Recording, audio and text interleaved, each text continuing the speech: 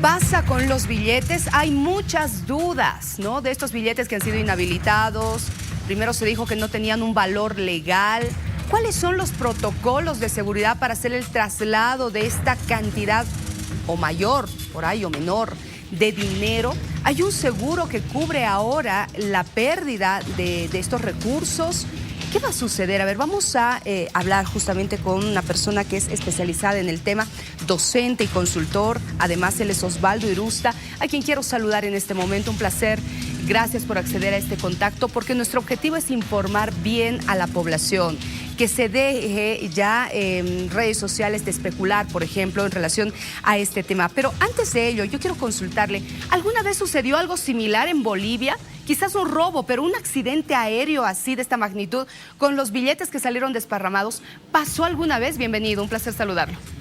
Un placer, buenos días.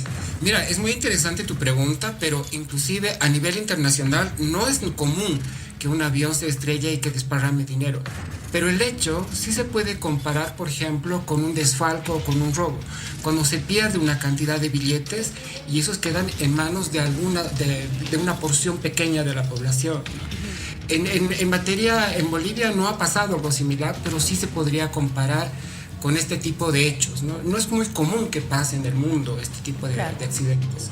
Muy bien, qué importante el apunte que nos haces, Osvaldo. A ver, ahora, ¿cuál es el protocolo para hacer el traslado de estos billetes? Los mismos, si no ingresan a la bóveda del Banco Central de Bolivia, ¿quiere decir que no tienen validez o ya al momento de imprimirlos con todas las medidas de seguridad ya están en circulación? ¿Cuál es ese protocolo? Mira, las entidades bancarias y por lo general los bancos centrales tienen determinados protocolos. Este es un típico protocolo que se llama de riesgo operativo. Lo que ha sucedido es la manifestación de un riesgo básicamente por un tipo de operación, ¿no es cierto? Este protocolo, más que desde el traslado del dinero, en este caso desde Crane Currency hasta Bolivia, se comparte entre el emisor del dinero, que es el Banco Central, y el que imprime el dinero, que en este caso es la compañía que estaba en Malta, ¿no? La empresa que se adjudicó la impresión de los billetes. Pero lo que es importante aquí, Vania, es asegurar qué es lo que hay que hacer cuando sucede un evento. Ese protocolo a lo mejor no ha sido muy bien entendido por la población y por eso surgen algunas dudas. Cuando surge este tipo de eventos, lo que tiene que hacer el Banco Central es absorber absolutamente toda la pérdida, tanto contable como reputacional del hecho, para que esto no se traslade a la población. Lo primero que se hace es activar un comité. En ese comité está, por ejemplo, el resto de reguladores y también la aseguradora. Se verifica lo que se llama la trazabilidad del billete, que es cómo detectar exactamente qué número de series han sido afectados y qué cantidad ha sido afectada. Se habla con la aseguradora y una vez recién que se tienen todos esos datos, se ofrece una comunicación al público, ¿no? La comunicación en casos de manifestaciones de riesgo operativo tiene que ser muy clara y con datos técnicos, que es precisamente donde aquí han habido algunos fallos de comunicación, se ha ido cambiando sobre la marcha y eso es lo que ha afectado la percepción del público y los problemas que hemos tenido el fin de semana. Sin duda, coincidimos. De todas maneras, entonces, si se tiene que activar un comité, un protocolo en ese momento, pero ¿cómo hacerlo si en medio tienes a la gente que rebasa a la policía, que ingresa y se lleva cantidades de dinero? Es que esto nunca antes se había visto, ¿no es cierto, Osvaldo? Nunca antes se había visto y por eso lo que pasa es que este tipo de riesgos son que generalmente no se repiten de igual manera, cada vez surge un riesgo diferente. Claro. Pero dentro de los riesgos operativos también tiene que haber, como si hablamos de un protocolo, ¿vale? Estos protocolos quieren decir que se establecen antes de la manifestación de cualquier tipo de riesgo. Y generalmente los bancos centrales tienen contactos con las fuerzas policiales, por ejemplo, para resguardar este tipo de problemas. En este caso lo que ha pasado es que la turba que ha sucedido después del accidente ha sobrepasado probablemente los límites de seguridad y es por eso que no se ha podido controlar absolutamente todo. Pero lo primero siempre que hay que controlar en estos casos es la vida de las personas, ¿no? Eso estaba por encima inclusive del costo contable que podía haber tenido la pérdida. Osvaldo, quemar el dinero ¿Era correcto o ha sido una medida ante la situación y evitar que más gente ingrese a tratar de llevarse los billetes? Mira, Vane, aquí hay dos cosas importantes que hay que notar. Puede ser que se hayan visto desbordados y es lo que el Banco Central tiene que demostrar, por ejemplo, para la cancelación del seguro, ¿no? Pero es una forma muy rústica de quemar manita monetario. Fíjate que el dinero, en realidad, más que un papel, representa un valor. Sí. Cuando un boliviano ve a través de la televisión o presencia que están quemando dinero, eso tiene un impacto, digamos, psicológico en la gente, ¿no? Que el dinero que tú tienes en realidad no es tan confiable como que pensabas. Ese tipo de acciones hay que mejorar para la próxima dentro del protocolo. Y, por ejemplo, encontrar formas mucho menos visibles o menos rústicas para este tipo de sucesos, ¿no? Claro. De hecho, si no tenían otra alternativa, más que seguridad, tendrá que evaluarse, pero sí es complicado ver dinero quemado. Además, fíjate que no te olvides que el dinero en este caso es una mercancía, aunque estuviese inhabilitado y no estuviese monetizado, es una mercancía del Estado o del Banco Central. Para hacer una destrucción monetaria, lo que tú necesitas es seguir varios protocolos adicionales.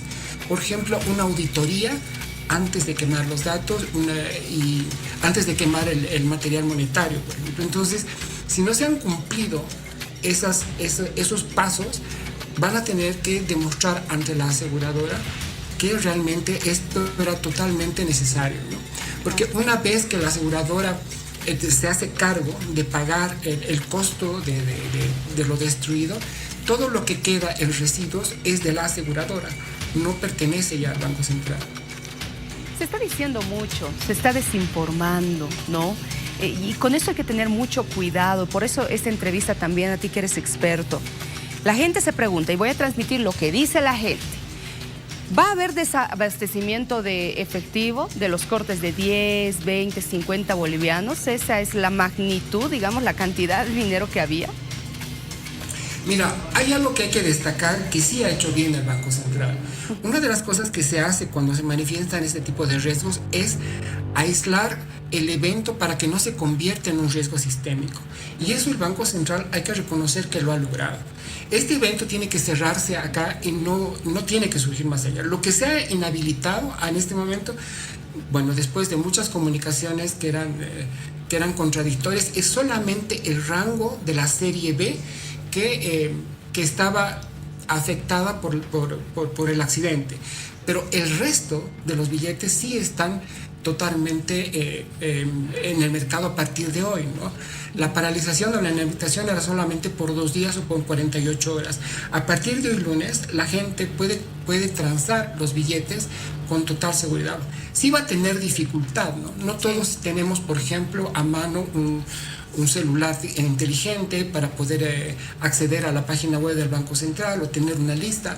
Va a quedar gente que queda un poco marginada de poder verificar inmediatamente, por ejemplo, las personas mayores o la gente en las áreas rurales que no tienen acceso a este tipo de información. O imagínate tú, Vania, que estás a punto de entrar a tu trabajo y pagas tu taxi y en ese momento no te vas a poner a verificar 8 dígitos, ¿no?, de tu serie.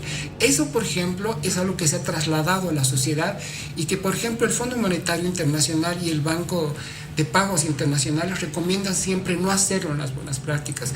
No se debe trasladar a la población un riesgo que debe absorber exclusivamente el Banco Central pese a un costo contable, ¿no? Bien, ahora, hay muchas personas que escribían, posteaban en redes sociales, alarmaban a la gente, incluso algunas autoridades, hay que decirlo. ¿Dónde se estaba llevando ese dinero? Seguramente a Estados Unidos. Bolivianos, o sea, nuestro dinero en Estados Unidos no creo que sirva mucho, ¿no? Pero bueno, por un lado. Por otro, ¿se hacen estos envíos frecuentemente, este tipo de traslado vía aérea, vía terrestre, para que la gente lo entienda, por favor, Osvaldo? Por supuesto, es misión del Banco Central, por ejemplo, centralizar todo en su bóveda, por ejemplo, en principio, o enviar el material monetario a las diferentes ciudades, diferentes municipios, porque el dinero tiene que circular a nivel nacional. Entonces, este tipo de envíos es normal, es frecuente, es parte de las funciones del Banco Central, que todos los centros donde viven personas tengan a su disposición la moneda nacional. Muy bien. Tus recomendaciones, por favor, para cerrar. El tema comunicacional es muy importante. Mire, yo creo que, sí. Gracias, Vania. Yo creo que hay dos tipos de recomendaciones. Uno para la gente, ¿no es cierto? Sí. La gente tiene que confiar en que el boliviano sí está funcionando correctamente.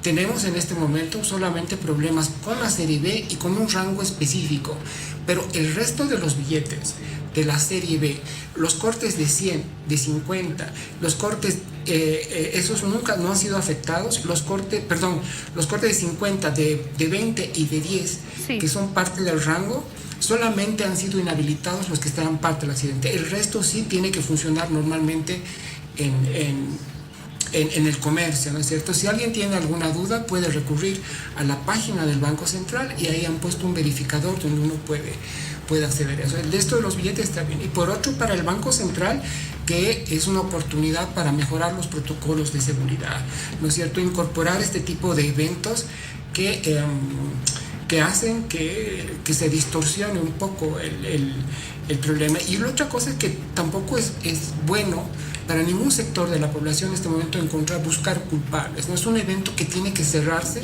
por el bien de la credibilidad del boliviano y de la estabilidad monetaria.